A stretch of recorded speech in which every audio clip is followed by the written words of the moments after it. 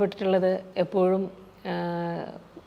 അതേ സെറ്റിലുണ്ടെങ്കിൽ സമയം പോകുന്നതേ അറിയില്ല. എപ്പോഴും ഇങ്ങനെ പഴയ കാര്യങ്ങൾ, പഴയ കഥകൾ, പിന്നെ ഓരോ ആൾക്കാരെക്കുറിച്ച് പറയുമ്പോൾ അവരുടെ കഥകളൊക്കെ പറയുമ്പോൾ നമുക്ക് എന്ത് പറഞ്ഞാലും അദ്ദേഹം എന്ത് പറഞ്ഞാലും നമുക്ക് അത് കേട്ടിരിക്കാൻ ഭയങ്കര കൗതുകമായിരിക്കും. വളരെ ചിരിച്ചുകൊണ്ട് വളരെ കോമഡിയിലൂടെ പറയാൻ രസകരമായ നർമ്മത്തിലൂടെ ഒരാളെക്കുറിച്ച് പറയാൻ കഴിവുള്ളൊരു വ്യക്തി തന്നെയാണ്. എപ്പോഴും ചിരിച്ചുകൊണ്ട് സംസാരിക്കുന്ന, എപ്പോഴും വളരെ സ്നേഹത്തോടെ പെരുമാറുന്ന അദ്ദേഹം എപ്പോഴും ഒരു തീരാനഷ്ടം തന്നെയാണ്.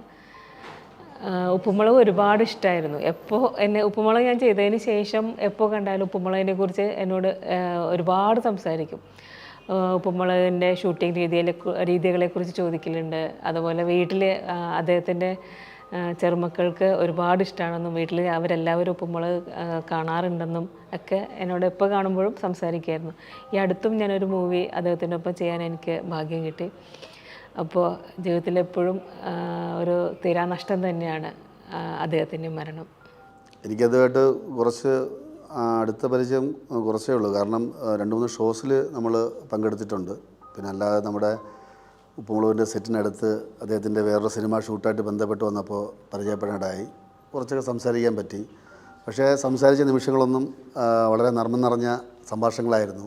ഒരിക്കലും ജീവിതത്തിൽ മറക്കാൻ പറ്റില്ല. പിന്നെ അദ്ദേഹത്തിൻ്റെ അറിയാമല്ലോ, അദ്ദേഹത്തിൻ്റെ ഒരു ഹ്യൂമർ ഞാനൊക്കെ അനുഭവിച്ചത് റാംജി റാവു സ്പീക്കിംഗ് ആ ഒരു സിനിമയോട് കൂടിയാണ് അദ്ദേഹത്തിനെ കൂടുതൽ ഇഷ്ടപ്പെട്ടു തുടങ്ങിയത്. അപ്പോൾ ഞാനും ഈ ഹാസ്യം കൈകാര്യം ചെയ്തുകൊണ്ടിരിക്കുകയാണല്ലോ ഇപ്പോൾ ഈ നമ്മുടെ സിറ്റ്കോം പരിപാടിയിലൊക്കെ. പക്ഷേ അദ്ദേഹത്തിൻ്റെ ഒരു വേറിട്ടൊരു ഹാസ്യ രീതിയാണ്. ഒരു പതിഞ്ഞ താളത്തിൽ തുടങ്ങി വളരെ ജനഹൃദയങ്ങളിലേക്ക് വളരെ ഒഴുകിയെത്തുന്ന ഒരു ഹാസ്യ രീതിയാണ് അദ്ദേഹത്തിൻ്റെത്. അദ്ദേഹം ചെയ്യുകയല്ല, ജന്മനായുള്ള സിദ്ധിയാണ്. അദ്ദേഹത്തിൻ്റെ പുസ്തകങ്ങളൊക്കെ വായിച്ചിട്ടുണ്ട്. അപ്പോൾ അതിലൂടെ അറിഞ്ഞ കാര്യങ്ങളൊക്കെയാണ് ഇതൊക്കെ. പക്ഷെ എന്നിരുന്നാലും എന്തായിരുന്നാലും ശരി തന്നെ അദ്ദേഹത്തിൻ്റെ ഒരു വിയോഗം നമുക്ക് മലയാള സിനിമയ്ക്കും വ്യക്തിപരമായിട്ട് എന്നെപ്പോലെ അദ്ദേഹത്തിൻ്റെ സിനിമകളും അദ്ദേഹത്തിൻ്റെ പുസ്തകങ്ങളും വായിച്ച് ആസ്വദിക്കുന്ന ഒരാളെന്ന രീതിയിലും ഒരു തീരാ